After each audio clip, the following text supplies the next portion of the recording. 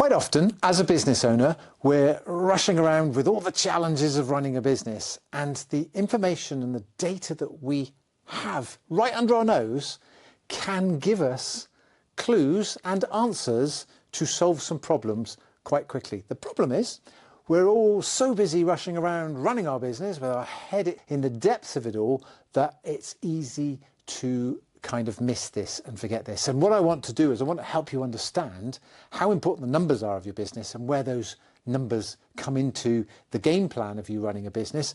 And it sits here as part of this little exercise of these three circles: price, system and positioning. And it's a model that we created that then led to us writing this book, Rock Solid Growth. And we cover everything within this model in here in much more depth. There's a little book because it's there really as a workbook, as a guide to get you up and running. The last thing we want to do is give you a big pile of overwhelm and theory. This is from practical evidence of us helping clients.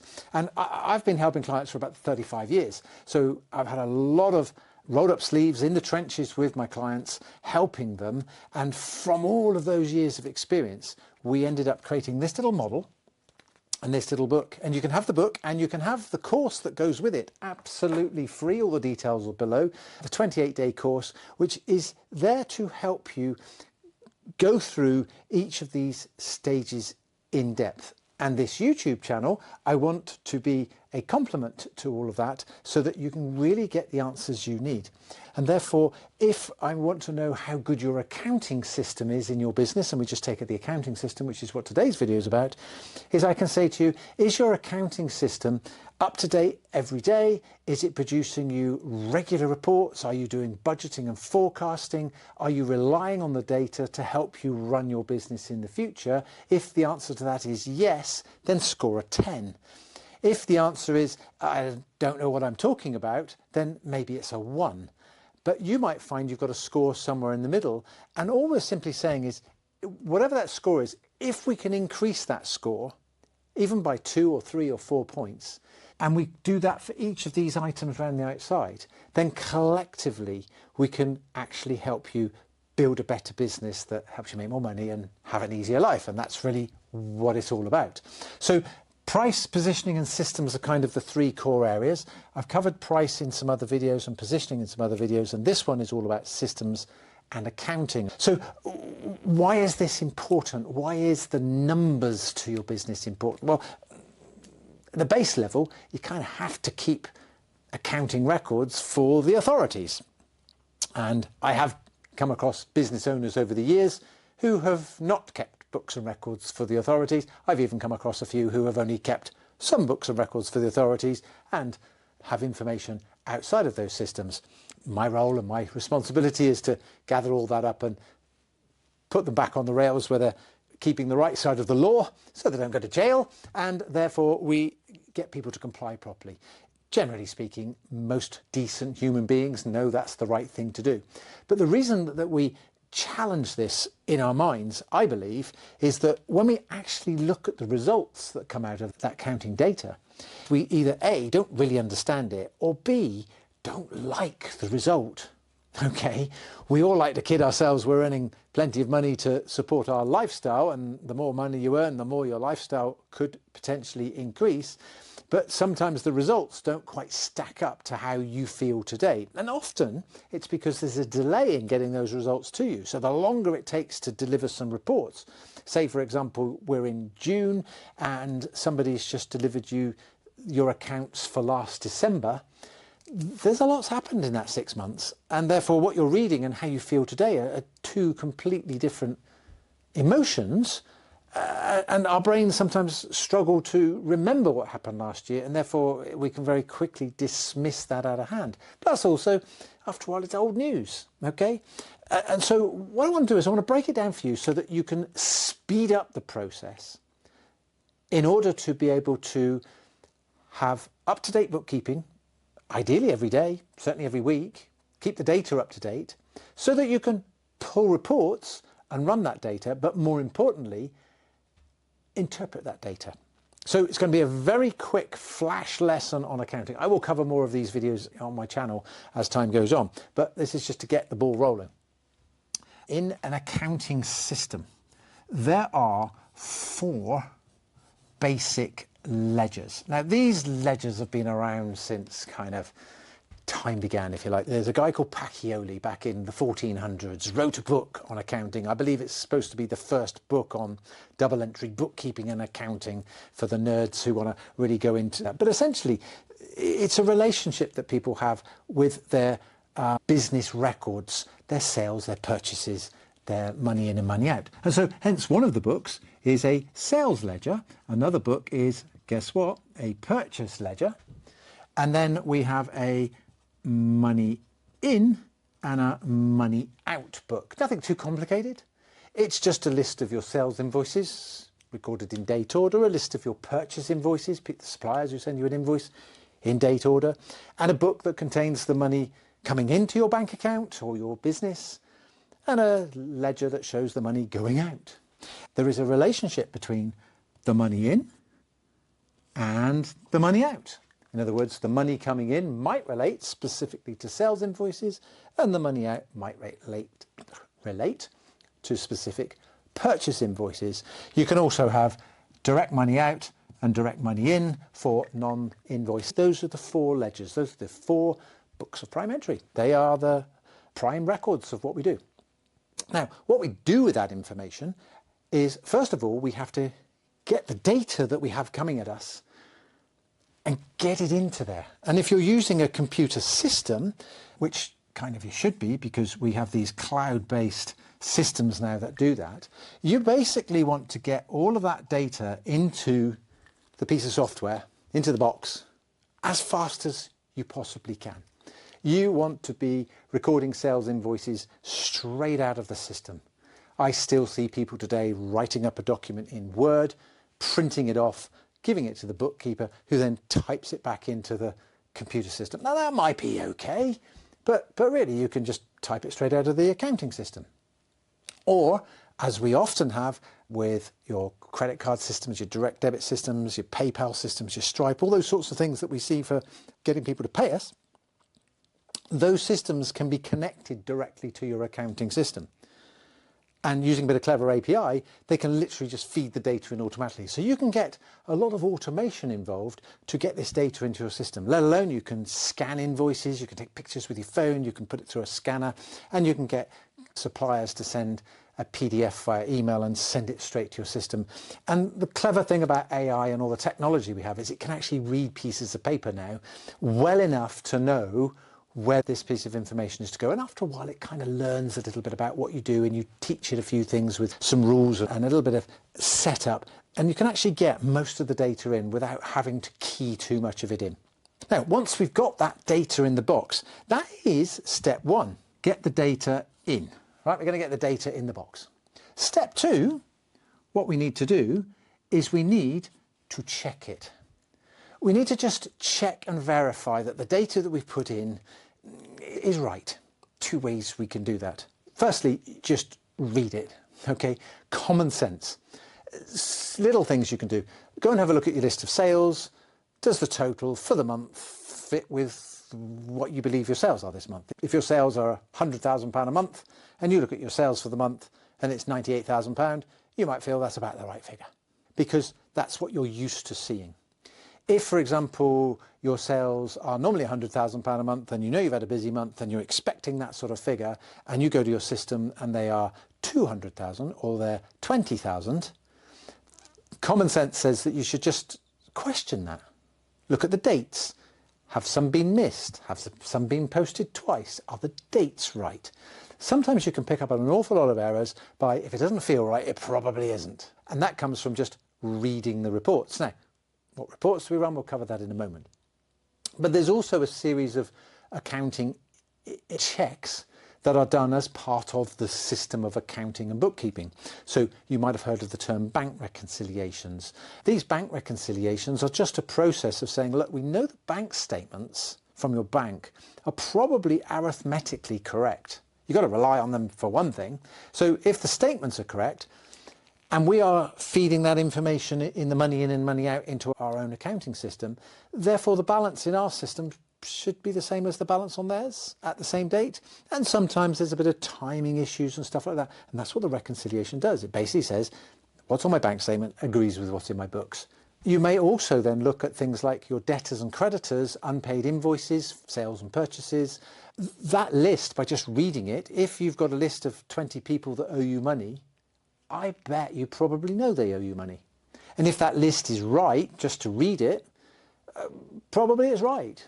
And if you've got a list of suppliers and you know that you owe some suppliers some money and you look at that list and it looks right, it's probably right. However, if you've got sales invoices or purchase invoices from your ledger that are 3, 4, 5, 6 months old and you know that they've been paid, then somebody needs to do some investigating.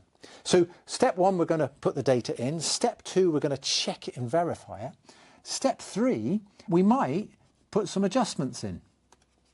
And those adjustments may be to correct some of the things that we've realised in our checking that are wrong, or they might be some specific adjustments to your business. So you might have a business that's heavily reliant on stock and work in progress. And that stock and work in progress figure may go up and down a lot depending on seasons and stuff like that. And it may be critical to have that information into your business. There are also other accounting adjustments that you may have heard of, things like depreciation and maybe accruals and prepayments, those sorts of things that are sort of accountancy wizardry, but they might have an effect on your reports. Quite simply, take your business, go and speak to your accountant, your bookkeeper, and say, do I need these adjustments? What do they mean to me in my business? And should I be putting them in every month?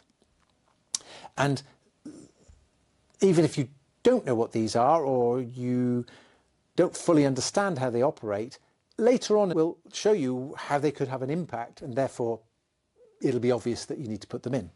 So when we've got the data in and we've checked it and verified and we've put in our adjustments, that's probably 80% of your time getting to that. And that task of getting to step 3 is often done by the bookkeeper, either a qualified bookkeeper that you bring in to help you, somebody you outsource it to, or somebody's put their hand up and said, I'll do that task. And the simple trick to all of this is, if you've got somebody who is a willing volunteer who actually wants to do this, then when they get to step 3, they should be kind of interested in step 4 and step 5. Because step 4 is dead simple, really. Step 4 is reporting. We want to get the data in, check that it's okay, make sure that it's sort of sense checks and we've done our little adjustments so that we can run some reports. And in the olden days, before computers, you would run 1 report, 2 reports, because the production of those reports took time, energy and money. Whereas today, most systems have 40, 50, 60 standardized reports. Half of them you won't need because it doesn't relate to you, but you'll find the favorites that you like to be able to run. Notwithstanding that pretty much all these systems now, you can take the data out and print it or send it as a CSV file, basically a spreadsheet. So where you see files being printed as PDFs, somewhere normally in the menu is the opportunity to put it in a CSV. Pop it in a CSV, throw it into a spreadsheet, and if you like playing with spreadsheets, you can then start to analyze your own data and see what it tells you, because the reporting side of things means that somebody's paying a bit of attention to it.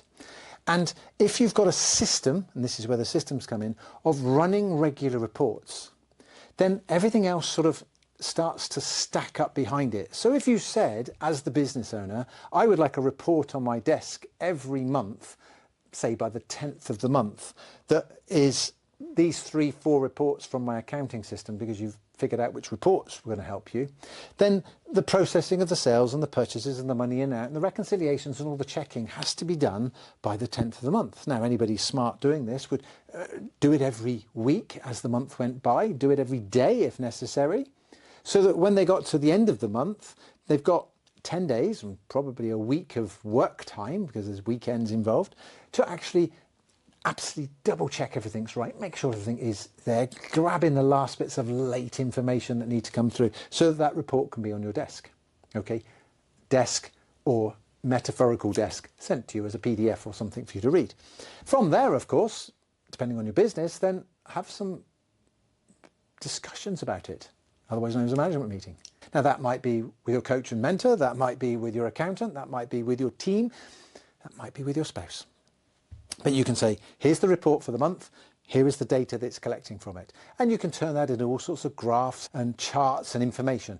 If you know that the underlying data is right, your confidence will go up in the data that you're reading, and therefore you'll start to make better decisions. And that leads us nicely into step 5, which is the final step, which is interpretation. Because ultimately what you want to be able to do is you want to be able to go to your computer system, your accounting system, and you want either to run the report yourself or somebody else to run the report for you. And for you to read it and go, oh, that's interesting. I didn't know that, we need to make some changes. Or, well, that is brilliant because we made some changes last time and we're now seeing the knock-on effect of this. And your accounting system should link and be tied into your sales and marketing system and also other business systems. What do I mean by that? Well, if you run your accounting system profit and loss for the quarter and it shows sales of X, then surely your sales and marketing system must have had something to do with generating that sales total. And maybe there was a target. Where did the sales target come from? Well, maybe it came from the information that you started to interpret from your accounting system, and you started to create a budget and maybe a forecast. And all that's we're simply doing is we're saying, look, if we look that way, that's all the past data that got us today. This was sales for the last quarter, the last 6 months, the last year. Here's all the costs.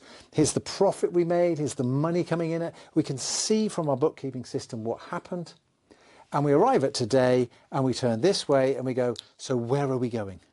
What's our sales forecast for the next year? What's our costs that are going to go forward for the next year? What do we want to achieve? And what do we want to achieve is tied into your goals and dreams. So if you're doing a turnover in your sales for the year last year and you want to double that, what's got to happen to double that? Well, you can put the numbers on a piece of paper, but you might find also your costs increase. And so you can predict the costs. Well, so long as the sales are greater than the costs, the profit will be the difference. And if that profit looking forward is better than the profit in the past, then you've started to look at what numbers you need to achieve, which means you'll start to set targets, and then those targets come filtering into your sales and marketing. Now, your sales and marketing area of your business might say, well, I can't achieve that sales target. I can't get to the customers fast enough. There's not enough leads. Well, it could be then that you're too cheap. And therefore, if we increase our price and we increase the number of leads and we increase the sales and marketing efforts, then we might actually start to hit the targets we want to achieve in our accounting. Okay? So this data isn't really that complicated anymore thanks to the beauty of cloud-based software systems. Underneath that cloud-based software system is the sales, the purchase, the money in, the money out. Ledgers, which when I started my career back in the 1980s, we used to write up by hand. And those ledgers that were written up by hand are now digitalized, and therefore the accuracy is better, therefore the information flow is better, therefore it's faster, therefore you can outsource it to other people, you can outsource it around the world as long as you can scan the stuff in, etc. So there's a whole process within the system of accounting that if you are running as a business owner and you're not scoring yourself 10 out of 10, in other words, you're not at step 5 all of the time, interpreting the reports. What do these reports mean? Do I understand the data, and what can I use that data to help my business grow and make my life easier? If you've got that, and you then apply some of the logic that I'm talking about within the pricing and systems videos, and then start applying positioning, there's no reason why you can't improve the choices that you have, improve your time efficiencies, and make more money. And the reason we know that is because that's what we do with our clients. This is what we help them do. So I hope that's been really helpful for you. Comment below what you need to know about it and I'll do some more videos. Otherwise, go grab all the resources below and hopefully it helps you. See you soon.